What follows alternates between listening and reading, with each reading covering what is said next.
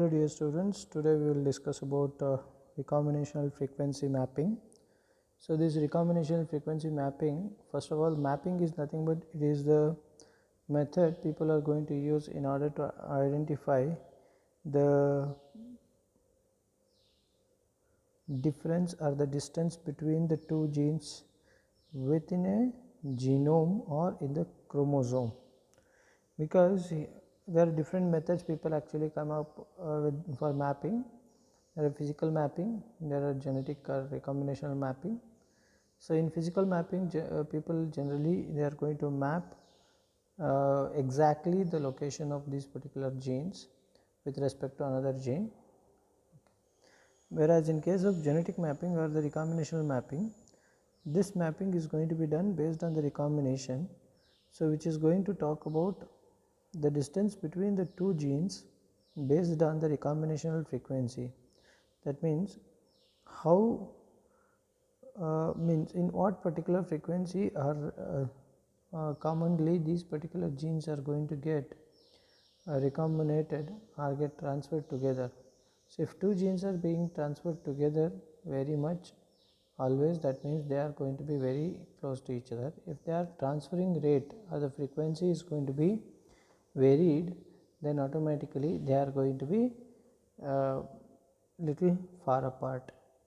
So here the percentage of recombinants formed by the F1 individuals can range in between 0 to 50%.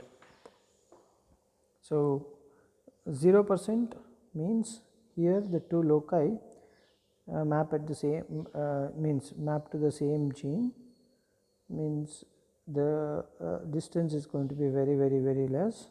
So if it is 50% is seen, then the two loci are going to be can be on the separate chromosome or they may be very far apart. So that's why, so in this case what we can say is those particular genes are being independently assorted, means they are being transferred into the progeny.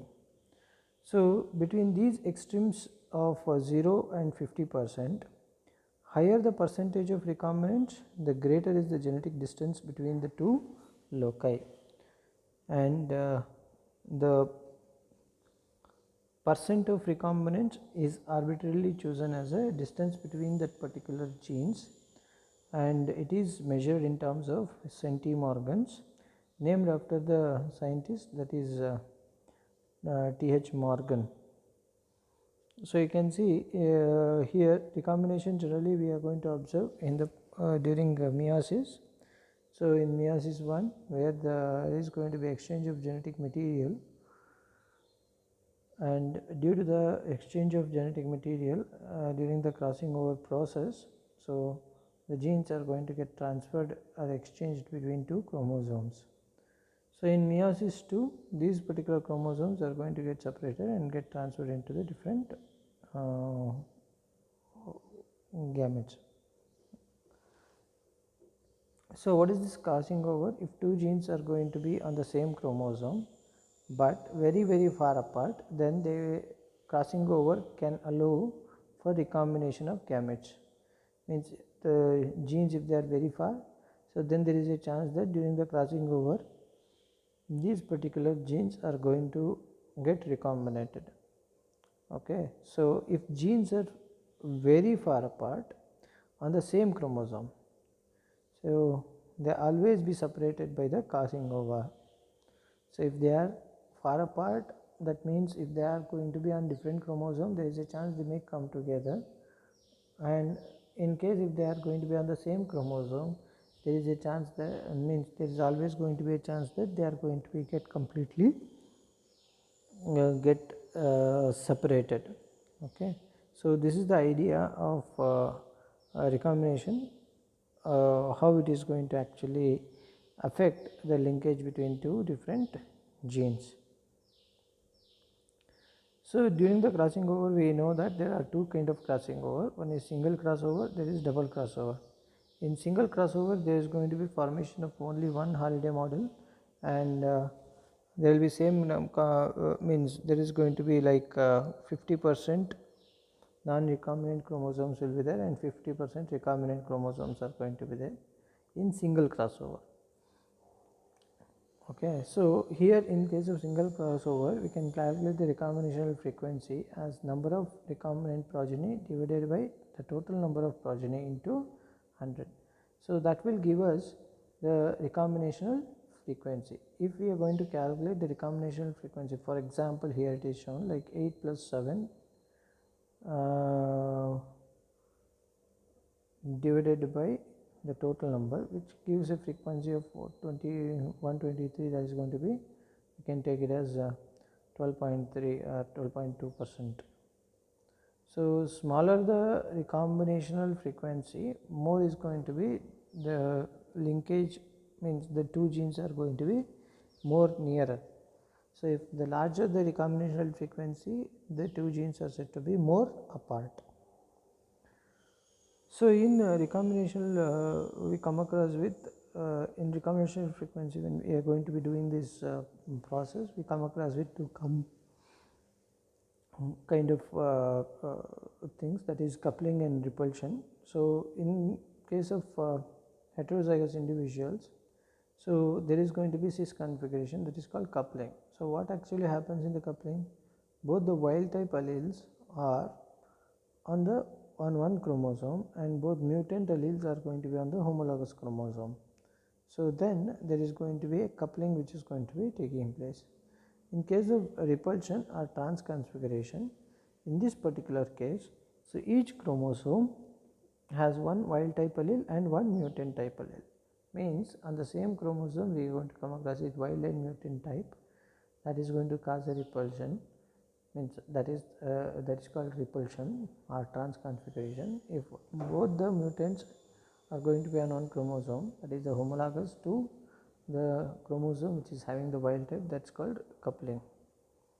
So you can see here in this case the coupling configuration and the repulsion configurations. So a green thorax brown purpurium and purple thorax black purpurium. So when we are going to go for test crossing them, so whatever the gametes are going to get, so there will be non-recombinant gametes 50%, 50% recombinant gametes in case of the green thorax and brown purpurium. But in case of purple thorax, which is a recessive, then we are going to get only one particular set of gamete formation. So after fertilization, what we are going to observe is there will be again 50% of non-recombinant progenies and 50% of and there will be recombinant progenies. So the non-recombinant progenies together it's going to form around 80 organisms, and whereas the recombinant progenies are going to be forming only 20, means the percentage of recombination when you are going to calculate, it becomes only about 20%. So that is happens in case of coupling recombination. What in case of non-coupling or the repulsion recombination? So when the test cross is done in the repulsion combination, so which says that they are going to be on the same chromosome. So here the progenies again which are going to get formed by the fertilization includes similar amount of the non-recombinant progenies and recombinant progenies. So from this we can conclude that the phenotype of the offsprings are going to remain the same, but their numbers are going to differ. So depending upon whether the alleles are going to be coupling and repulsion. So phenotypic difference will not be observed, whereas the numbers are going to be varied at the genotype. So during the recombination. So recombination, it can happen like interchromosomal as well as intrachromosomal. Interchromosomal means between the genes on different chromosomes. So it can lead to independent assortment, random segregation during the metaphase or anaphase 1. It produces 50% recombinant and 50% non-recombinant gametes. Whereas intrachromosomal, that is within the same chromosome, when the recombination takes place,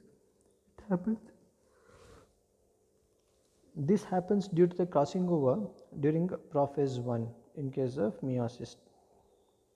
So here usually the whatever the gametes recombinant means the recombination is going to happen. So produces the recombinant gametes less than 50%. So why? Because so when we say it is going to be on the same chromosome, so since we are saying they are on the same chromosome, we are going to think that they are going to be nearby each other, so there will be less than 50% of recombination gametes. So if it is 50 and more than 50%, that means these particular genes are going to be present very far apart, even though it is in the same chromosome. So the mapping is the relative position of different genes based on the recombinational rates and does not state actual chromosome position. So here 1 centimorgan or 1 map unit is equal to 1% recombination. So you can see here as it's an example wherein A, B, C are the 3 different genes which are being present on the chromosome at different distances, like A and C are at 15 map units, whereas A and B 5 and B and C are going to be 10. So when we construct a genetic map for this particular means data, so what we get is there is 2 possibilities of arrangement. So that is A to C or C to A, wherein they are going to be at a distance of 15 map units in between the B gene is going to be existing.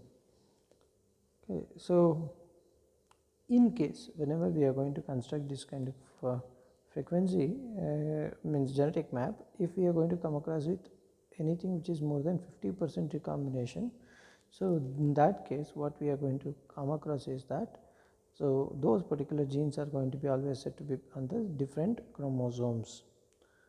So whenever we construct a map here, genetic map, we always need to consider this particular factor, that the 2 genes are said to be within a same chromosome provided if the recombinational frequency is less than 50%. If it is 50 and above, it is going to be said to be on different chromosomes.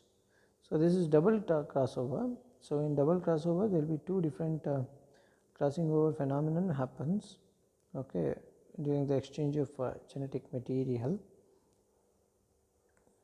So there will be first a single crossover, then it is going to be another crossover. So it produced only on the non-recombinant genotypes in the gametes. So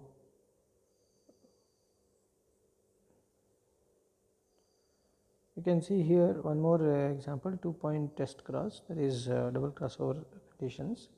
So here genetic loci of in case of test cross A, B, A, C, there are going to be, and A, D, they are showing 50% crossover, whereas B, C, B, D, B, C, D, they are showing less than 50%. That means between A and B, C, D there is a 50% of frequency. That means A and B, A and C, A and D, they are on separate chromosomes. A is on one chromosome, whereas the B, C, D are on the other chromosome, because between B, C, D the frequency is less than 50%. So by using that we can go for constructing a genetic map, so in which you can see, so we are going to means as per as the frequency we know A is on the separate one, then we can look after the B and we start constructing the map means genetic map for the second chromosome or the second linkage group. In the second linkage group we can say this, you can see here that in B and C it is 20, and between B and D it is 10 map units, between C and D it is 28 map units. So then that is going to say that, so when we are going to construct this particular map so between B and D they are linked with the recombination frequency of 10% to decide whether the gene D is 10 map units. To the left or right of the B, we must also need to see about the C and D, C to D distance. C to D is nothing but is 28 map units. So therefore, we can say in between C and D there can be there can be B. So if the D is 10 map units to the left of the B gene, then the distance between the D and C should be 20 map units plus 10, 30 map units. But they have showed between C and D it is 28 map units, so which is near to the 30 map unit. So this distance will be approximately, because the double crossover is not going to give exact one, there can be an underestimation of the recombinational frequency. So based on that we can say that, and if we are going to place the D gene to the right of the B, then the distance between D and C is going to become 10 map units. So therefore the correct one we can say is keeping the D on the left of the B gene, then we are going to be able to construct a proper genetic map. So you can see here, this is how the map is going to be. The linkage group 1 consists of only A, whereas linkage group B consisting of D, B and C. D and B have a 10 map units distance, whereas B and C is having 30 map units, and D and C is going to have approximately 30. So which is as per the frequency of recombination, which is 28%. So that means it should be 28 map units, but there will be, as I told you, there will be little underestimation of the 2 recombination frequency, so that makes it as 13 map units. So that's how we are going to construct the recombinational map. So just a small introduction regarding the physical map. So physical map locates the gene specific chromosome to a specific chromosome and region of the chromosome, and there are different type of mapping here in physical mapping, so deletional mapping, etc. So that's not exactly much required for you people. Combination frequency mapping you need to concentrate. Thank you. Any doubts, please do message. Finding very few people are actually going through these particular recordings.